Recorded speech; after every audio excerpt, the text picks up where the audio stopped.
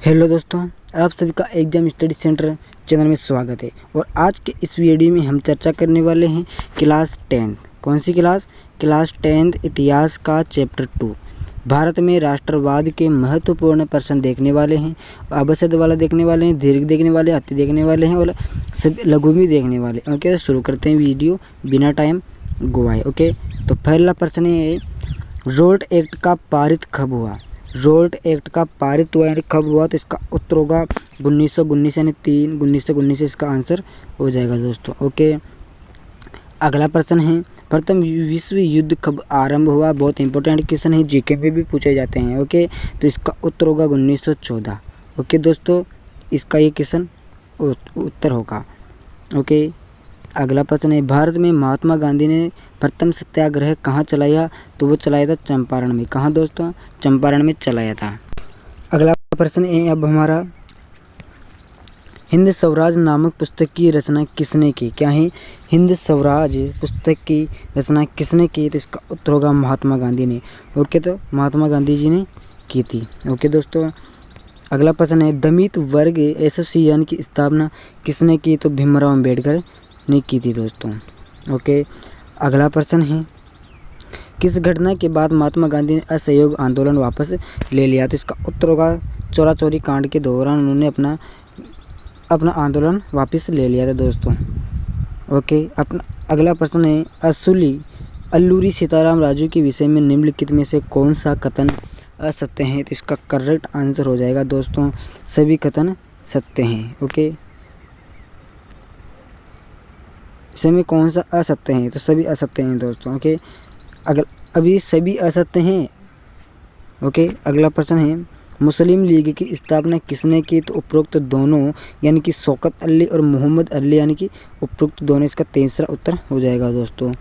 Okay, अगला प्रश्न है, डिस्कवरी ऑफ इंडिया पुस्तक किसने लिखी थी? डिस्कवरी अभी चैनल में आता है। ओके, बहुत इंपॉर्टेंट है, जीके वाले क्वेश्चन में मैंने बताया था एक क्वेश्चन, तो जवाहरलाल नेहरू ने की थी दोस्तों। अगला प्रश्न है, रिक्तिस्तान वाले, कांग्रेस ने अधिवेशन में पूर्ण स्वराज्य की मांग की 1929 लाहौर में। कांग्रेस ने 1929 अधिवेशन में पूर्ण स्वराज्य की मांग की। ओके दोस्तों, अगला प्रश्न, 1885 में गठित कांग्रेस के प्रथम अध्यक्ष व्यामेश चंद्र बनर्जी थे। ओके दोस्तों, अगला प्रश्न है फिर, मुस्लिम लीग की स्थापना 1906 में हुई थी। ओके, कब हुई थी? 1906 में मुस्लिम लीग की स्थापना हुई थी दोस्तों। 1919 में शौकत अली व मोहम्मद अली ने आंदोलन की शुरुआत की, तो खिलाफ आंदोलन। कौन से आंदोलन? खिलाफ आंदोलन की स्थापना की थी दोस्तों। सभी ने अवज्ञा आंदोलन सन 1931 में वापस ले लिया। किसने? महात्मा गांधी ने। किसने दोस्तों? महात्मा गांधी ने वापस ले लिया था। ओके, अगला प्रश्न है अब हमारा, 13 अप्रैल 1920 को जलियांवाला बाग हत्याकांड हुआ। तो 13 अप्रैल 1919 को हुआ था दोस्तों। कब? 13 अप्रैल 1919 को जलियांवाला बाग हत्याकांड हुआ था। ओके, अगला प्रश्न है, भारत माता का पहला चित्र किसने बनाया था? अभिंद्रनाथ टैगोर ने। ओके, किसने?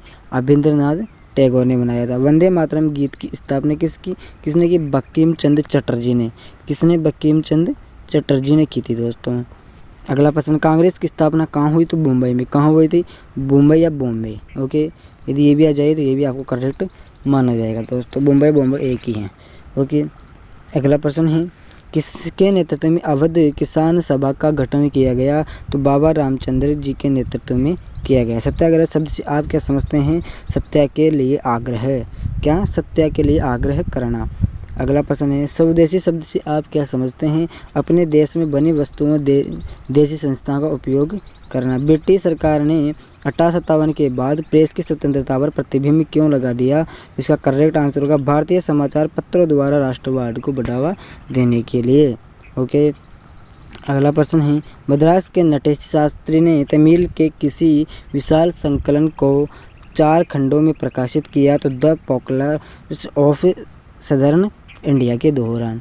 ओके दोस्तों, अगला प्रश्न है अब हमारा, दूसरा गोलमेज सम्मेलन कब आयोजित किया गया? तो 1931 में दूसरा गोलमेज आयोजन किया गया। रोल्ट एक्ट को काला कानून क्यों कहा गया? इस एक्ट के जरिए राजनीतिक कैदियों को बिना मुकदमा चलाए जेल में बंद किया जा सका था, इसीलिए रोल्ट एक्ट को कानून कहा गया था दोस्तों।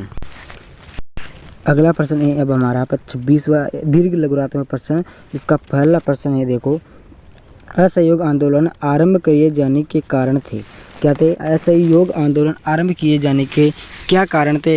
इस आंदोलन में समाज के विभिन्न वर्गों की हिस्सेदारी पर प्रकाश डालिए। इसके कार्यक्रम, कार्य पद्धति, प्रगति एवं अतः समाप्ति को समझाना है। बुक दीर्घ प्रश्नात्मक, कौन सा? दीर्घ प्रश्नात्मक है, इसीलिए इतना बड़ा है दोस्तों। देखो आंदोलन के कारण, यानी कि आंदोलन के क्या क्या कारण रहे होंगे।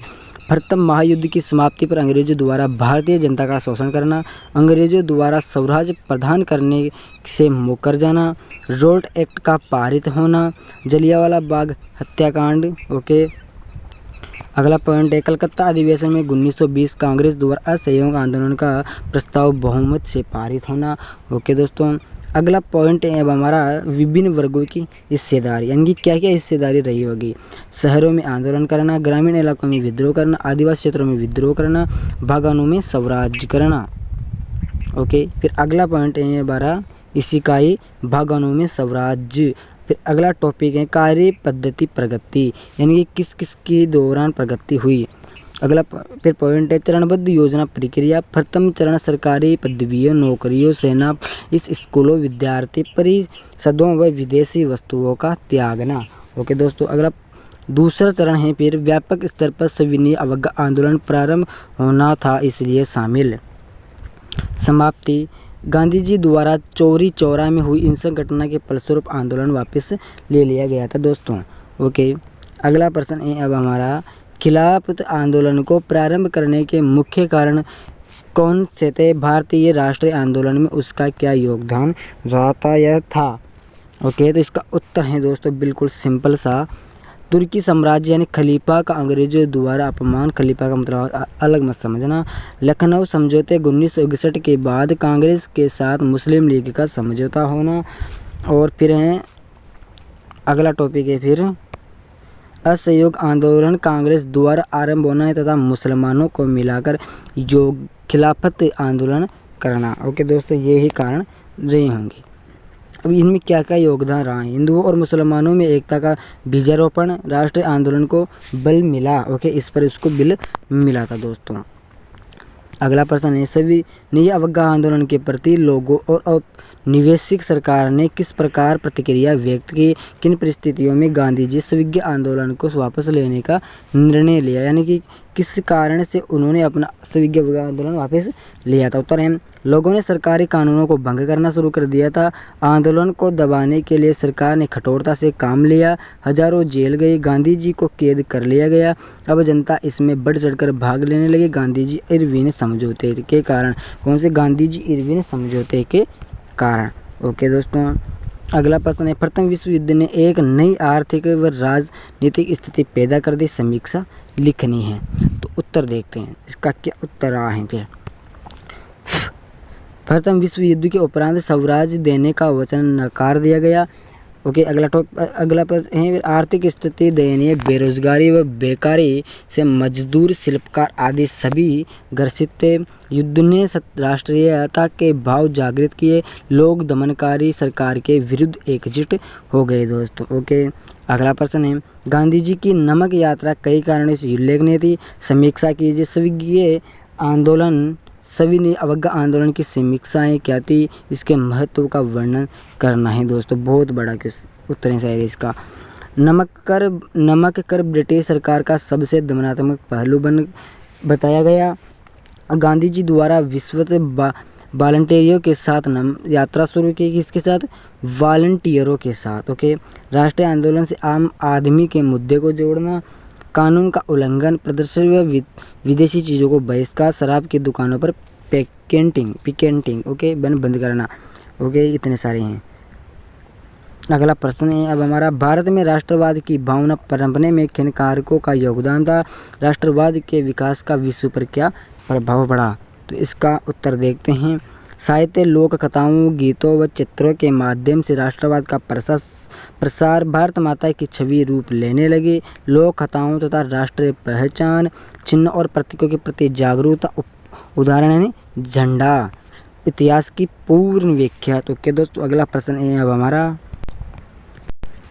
असम में बागान मजदूरों के लिए स्वराज्य की अवधारणा क्या थी? देखते हैं उत्तर।